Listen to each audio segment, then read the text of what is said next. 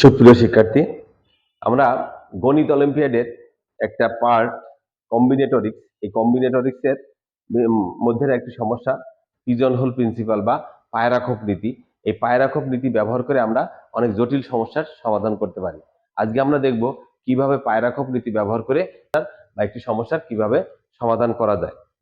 আসলে আমরা দেখি কিভাবে পায়রাখোপ নীতি ব্যবহার করে আমরা একটি সমস্যার সমাধান করব।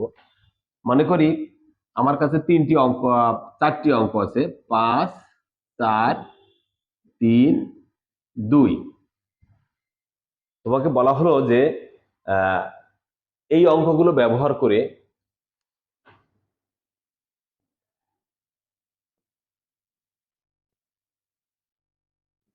এই অঙ্কগুলো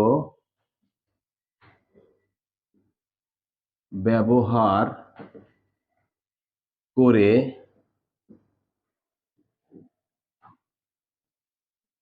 4000 থেকে বড়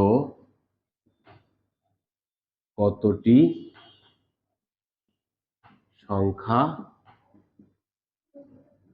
গঠন করা যাবে।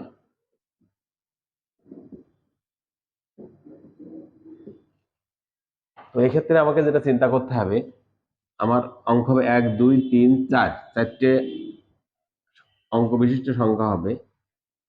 তো যেহেতু 4000 থেকে বড়, এখানে প্রথমে একক, দশক, শতক, হাজার, হাজার স্থানে কোন কোন অঙ্ক বসতে পারে সেটা আগে চিন্তা করতে হবে।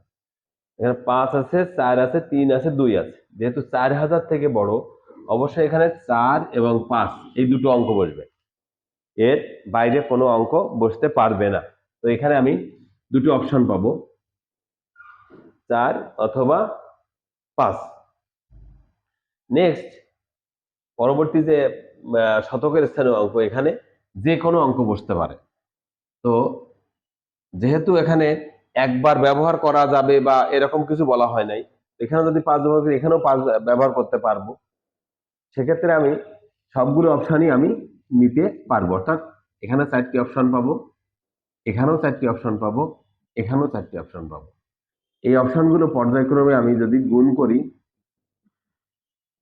4 4 16, 4 16 64, 64 64 গুণ 2 ইকুয়াল টু 8, 128টি সংখ্যা আমি গঠন করতে পারবো।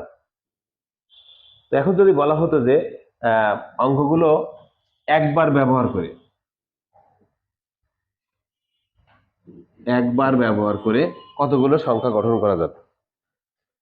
তো এখন যদি বলা হতো যে এই অঙ্কগুলো একবার ব্যবহার করে 4000 থেকে বড় কতগুলো সংখ্যা গঠন করবে, তখন আমরা চিন্তা করতাম এভাবে।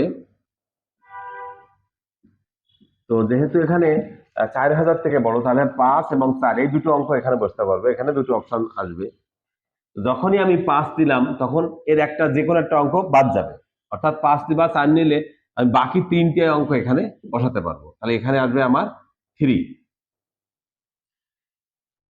যখন 3টে নিলাম, বাকি বাকি অঙ্কগুলো থেকে আমি দুটো নিতে পারবো, আর এখানে একটা নিতে পারবো, অর্থাৎ আমি যেটা নিয়েছি সেটা আর নিতে পারবো না।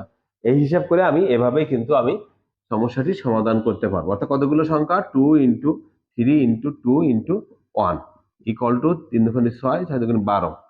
12টি সংখ্যা আমি গঠন করতে পারবো, যেগুলো আমার একই সংখ্যা পুনরাবৃত্তি হবে না। তো এইভাবে আমরা পিজন হল প্রিন্সিপাল বা পায়রাখোপ নীতি ব্যবহার করে আমরা সহজে সমস্যাটি সমাধান করতে পারি।